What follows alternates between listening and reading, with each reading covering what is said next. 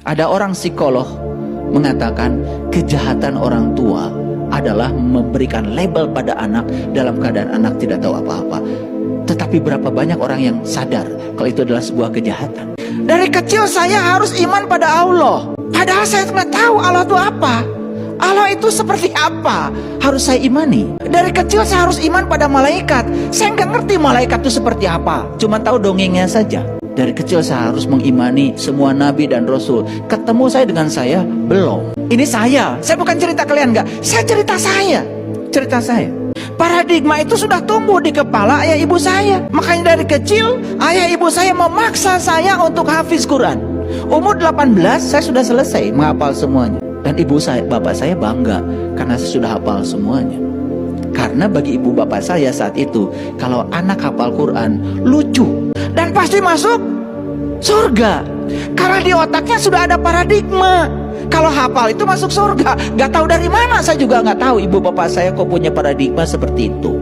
Padahal hafal kalau nggak dipahami, menurut teori modern, hafal kalau tidak diamalkan, hafal kalau tidak dianalisis, hafal kalau tidak dievaluasi, hafal kalau tidak mencipta sesuatu, kan gak ada gunanya. Itu teori modern, teori pendidikan modern. Bisa mengerti maksud saya? Bayangkan dari kecil saya harus percaya berbagai macam hal yang orang tua saya sendiri tidak bisa membuktikan kepercayaan itu. Tetapi saya wajib percaya. Boneka nggak saya? Boneka nggak saya? Saya pernah berdebat dengan orang tua saya ketika disuruh puasa. Cuman karena saya bertanya, buat apa Pak puasa itu? Dan orang tua seawam bapak saya cuman mengatakan, ya puasa. Kalau kamu gak puasa, kamu nanti masuk neraka. Itu yang diancamkan pada saya sudah saya kecil. Dan kalau kamu puasa, kamu masuk surga. Sementara saya tanya, Pak, neraka itu apa? Gak bisa menjelaskan. Pak, surga itu apa? Gak bisa menjelaskan. Kapan saya akan dimasukkan ke dalam neraka? Itu pun tidak bisa menjelaskan.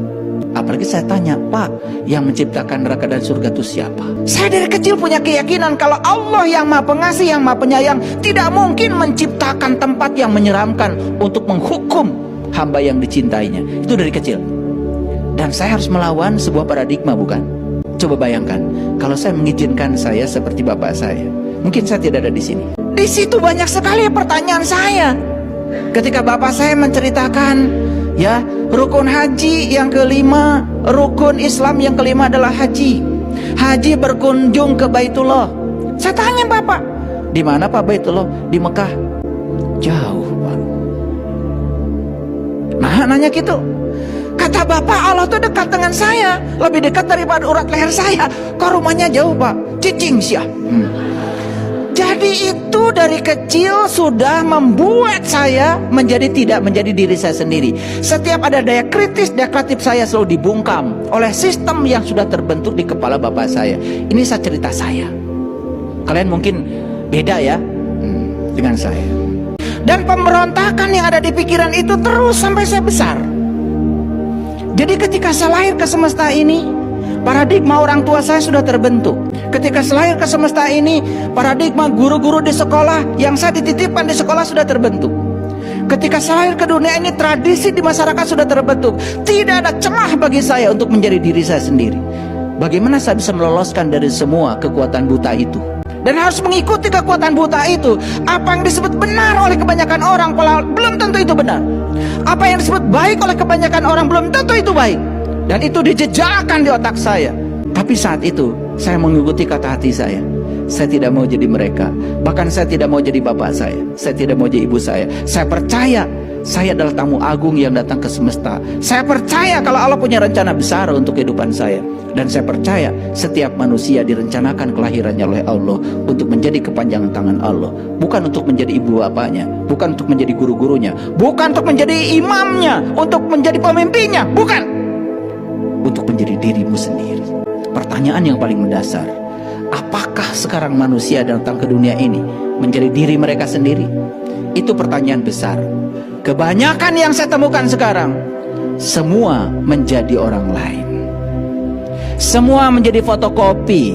Semua menjadi sintesa dari sebuah fotokopi. Tidak asli. Makanya ciri manusia yang tidak asli tidak punya kesadaran. Boneka manusia bukan manusia. Boneka hewan, bukan hewan. Tidak punya rasa, tidak punya kesadaran. Paham sampai di sini? Saya sedang menceritakan diri saya. Bagaimana kita bisa meloloskan dari situ? Cerita tentang kiamat dari kecil sudah menjejali otak saya. Begitu saya sudah besar, bahkan dipesantrenkan oleh bapak saya saat itu tanya kepada guru bahasa Arab saya, apa kiam itu? Kiam itu artinya bangkit. Berarti kiamat adalah hari kebangkitan. Kenapa kiamat selalu dikaitkan dengan hari hancurnya alam semesta ini? Begitu saya sudah besar, saya sudah tahu ilmu astronomi. Ternyata yang semacam bumi, planet yang semacam bumi ini saja jumlahnya mendekati 150 miliar. Kalau bumi ini hancur, terus yang lain memang hancur.